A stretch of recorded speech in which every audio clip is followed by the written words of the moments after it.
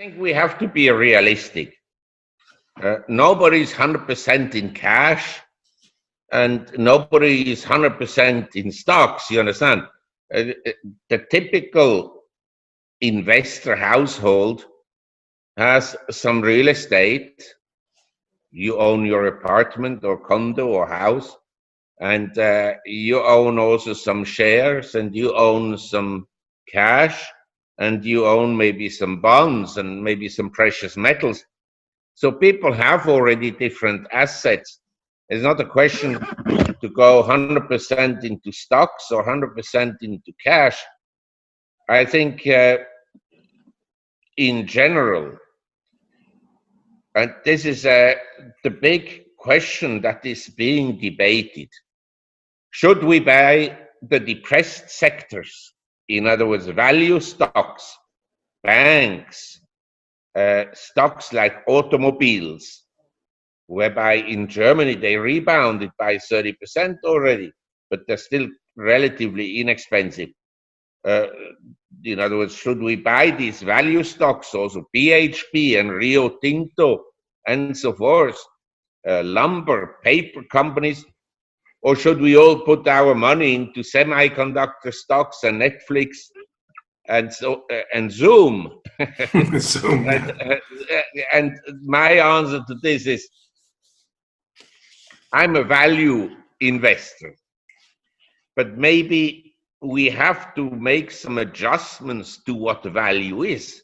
You understand? Value in 1900 was maybe different than value in the year 2020. So these are questions we have to consider.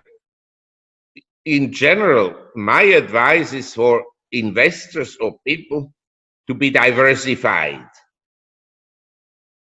In other words, you have some stocks, you have some real estate, you have some precious metals, and cash and bonds.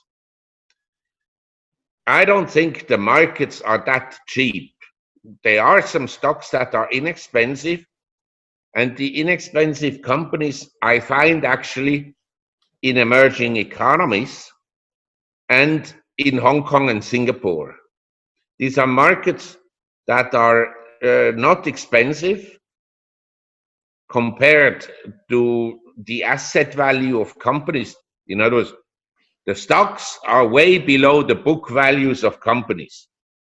Now you will say, Mark, of course Hong Kong property prices will come down. Yes, but if stocks are selling at a 50% discount to the property values, then property values have to fall a lot until the gap between the asset value and the stock price is closed.